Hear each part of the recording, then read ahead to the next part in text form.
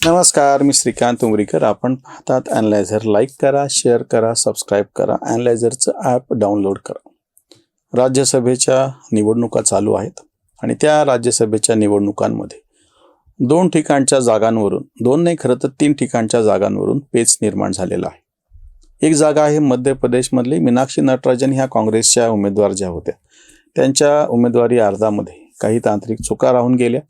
त्यांच्यावरच्या ज्या फौजदारी गुन्हे किंवा ज्या फौजदारी खटल्यामध्ये त्यांचं नाव आहे त्याची माहिती न दिल्यामुळे तो अर्ज रिजेक्ट करण्यात आला, रद्द करण्यात आला, फेटाळला गेला.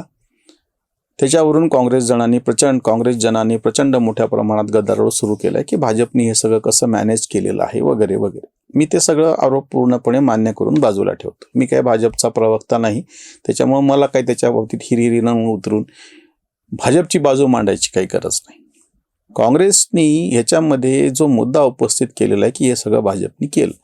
दुसऱ्या बाजूनं अगदी बाळबोत साधा मुद्दा समोर येतो. केव्हाही कुठल्याही उमेदवाराला पर्याय म्हणून एक डमी उमेदवार उभा केलेला असतो. त्याचा अर्ज भरलेला असतो. तो सगळं टेक्निकली ओके झाल्याच्या नंतर अर्ज मागं घ्यायच्या दिवशी शेवटच्या टप्प्यामध्ये तो अर्ज मागं घेतला जातो, कारण की तो डमी म्हणूनच भरलेला असतो. सर्वसाधारणपणे कुठल्याही महत्त्वाच्या निवडणुकीमध्ये हे पथ्य पाळलं जातं.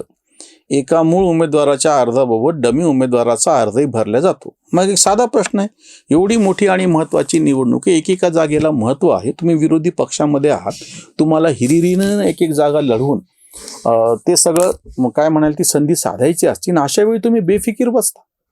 मीनाक्षी नटराजन यांना पर्याय म्हणून एक तुम्ही दुसरा उमेदवार डमी का नाही उभा केला? दुसरी गोष्ट, तुमच्याकडे अभिषेक मनु सिंघवी, कपिल सिब्बल अशी एकापेक्षा एक दिग्गज सगळे वकिलांची फौज असताना, सगळं असताना प्रत्यक्षामध्ये ज्या तेलंगणातून ही माहिती आलेली आहे तिथं तुमचं सरकार आहे. मग तुम्हाला अशा सगळ्या पातळीवरती मीनाक्षी नटराजन यांचा अर्ज पूर्णपणे सदोष म्हणजे निर्दोष असावा असं का नाही वाटलं? का नाही प्रयत्न केले गेले तसे त्याच्या बाबतीमध्ये? तिसरा मुद्दा म्हणजे बाकीच्या 2 राज्यातल्या याचं मी नंतर बोलतो. मध्य प्रदेशमधलं काँग्रेसच्याच उमेदवाराच हा उमेदवार बाहेरून लादलेला आहे म्हणून मध्य प्रदेशमधली किरकिर, आणि हा आमच्या राज्यातला असला तरी आम्हाला मंजूर नाही म्हणून तेलंगणातली किरकिर, आणि ह्या सगळ्यातून त्यांनीच आम्हाला ही माहिती पुरवली. म्हणजे काँग्रेसवाल्यांनी असं उघडपणे चिडवण्यासाठी म्हणा, मुद्दा म्हणा, खरं असेल म्हणा, ते बाजूला, पण भाजपवाले हे सरळ बिनधास्तपणे जाहीर सांगायला लागलेत ना की आम्हाला काँग्रेसवाल्यांनीच ही माहिती पुरवली, आम्ही त्याचा फायदा घेतला.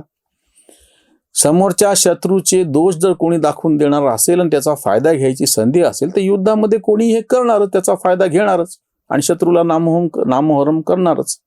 आणि परत हे बोंबल्याला मोकळे की भाजपने कसं ईडी, CBI यंत्रणा वापरल्या, निवडणूक आयोग कसा खिशात घातला, सगळं हे आहे.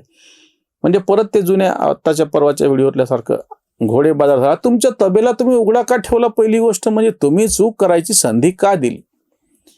काँग्रेसवाल्यांना हे वारंवार विचारून सगळे आता आमच्यासारखे ते काय थकून म्हणा किंवा नादच सोडून द्यावा अशी परिस्थिती की तुम्ही चुका का करता याचं उत्तर द्या. तुम्ही बरोबर आहात आणि मग विरोधकांना कुठली तुमच्या म्हणजे सत्ताधाऱ्यांना कुठली संधी उपलब्ध नाही करून दिली, मग त्यांनी अन्याय केला तर तुमच्या बोलण्याला काहीतरी आधार तरी राहतो. पण आता परिस्थिती अशी आहे की तुम्ही या पद्धतीनं सगळं हे केल्याच्या नंतर याला अर्थ काय नेमका? तुम्ही ज्या पद्धतीच्या चुका ठेवलेल्या आहेत त्या चुकांना मग अशा पद्धतीचं तुम्हाला काय म्हणतील अपघात होण्या वाचून दुसरा पर्याय काय आहे?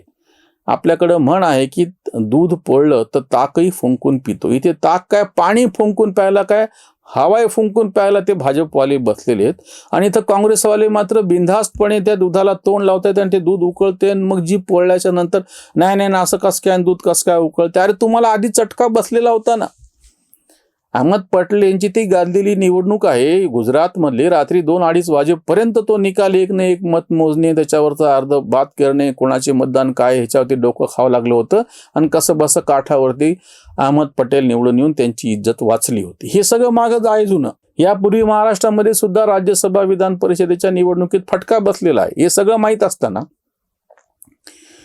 दुधानं पोळल्याच्या नंतर ताक फुंकून प्यावं. तर इथं परिस्थिती अशी आहे की हे तर बिनधास्तपणे त्या दुधाला तोंड लावायला लागलेत की जेव्हा पोळ्याचं काय तिथं खळखळ उकळतं. अजून एक तिसऱ्या ज्या राज्यातलं मी सांगतो, बाकीच्या 2 राज्यातली ही झाली मध्य प्रदेशमधली परिस्थिती. झारखंडमध्ये झारखंड मुक्ती मोर्चाला विचारून तुम्ही तुमचा उमेदवार का नाही दिला? आज जो अपक्ष उमेदवार भाजपने उभा केलेला आहे, जो एक काळ झारखंड मुक्ती मोर्चाने केलेला होता, मग त्याच्याही अर्जामध्ये त्रुटी राहिल्या, पण तो अर्ज मात्र राखून ठेवला आणि त्याचा निर्णय आता नंतर होणार आहे. त्याला एक न्याय आणि आम्हाला एक न्याय म्हणून बोलला. अरे पण तो उमेदवार तर त्यांचा नाहीच ना, अपक्ष उमेदवार आहे ना. आणि तुम्ही जो तुमचा उमेदवार तिथे उतरवलेला आहे, तो उमेदवार तिथला जो मुख्य पक्ष सत्ताधारी आहे झारखंड मुक्ती मोर्चा, त्यांना विश्वासामध्ये घेऊन का नाही उतरवला? म्हणजे काय परिस्थिती आहे बघा. हे प्रत्येक ठिकाणी प्रत्येक पावलावरती कशा चुका करतात. किंवा मी अजून एक तुम्हाला सांगतो, अजून एक त्यांचा जो उमेदवार आहे जो तामिळनाडूमधून आता निवडून जाणार आहे, त्या तामिळनाडूमध्ये यांचे फक्त 5 आमदार आहेत. सत्ताधारी जे TVK पक्ष आहे, विजय यांचा पक्ष, जोसेफ विजय यांचा जो पक्ष आहे, त्याच्या पाठिंब्याने यांना तो राज्यसभेवरचा उमेदवार निवडून द्यायचा आहे. मग अशा परिस्थितीमध्ये तिथे तुम्ही हे सगळं, त्या आघाडी जी आता तयार झाली नवीन, तुम्ही आधी DMKला धोका दिला, बाजूला ठेवा. डावे पक्ष, त्याच्यानंतर TVK आणि हे स्वतः, ही सगळी जी आघाडी आता सत्तेवरती आहे, मग तुम्ही सगळ्या समन्वयाने हा उमेदवार का नाही ठरवला? की जेव्हा की तिथले आता डावे पक्षांनी नाराजी व्यक्त केलेली आहे. जोसेफ विजयच्या पक्षाने काय मत व्यक्त केलंय काही समोर अजून तर आलेलं नाही. म्हणजे ज्या ठिकाणी तुमचा एक उमेदवार सहज निवडून येऊ शकतो, तुमच्याकडे पूर्णपणे त्या आघाडीकडे तेवढं मताधिक्य, सगळा विषय संपला. मग त्याच्यासाठी एक समन्वय असावा, किंवा हे सगळे मतभेद बाहेर नाही यायला पाहिजे. हे तुमची जबाबदारी नाही का आता सत्ताधारी म्हणून?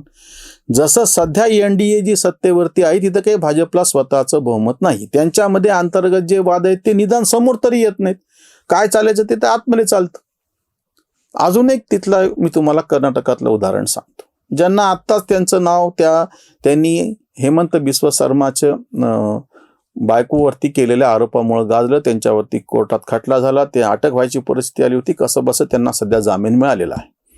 खोटे आरोप केले, खोटे कागदपत्र दिले म्हणून त्यांच्यावरती हा सगळा खटला चालू आहे. त्या पवन खेडाला तुम्ही काय म्हणून कर्नाटकातून उमेदवारी दिली? म्हणजे त्याच्या विरोधामध्ये सगळ्या पद्धतीने हे प्रचार करायला मोकळे. ते तिथून निवडून येतील, कारण की तुमचं स्पष्ट तिथे बहुमत आहे. तुमचा उमेदवार कर्नाटकातून निवडून येण्यामध्ये अडचण काहीच नाही.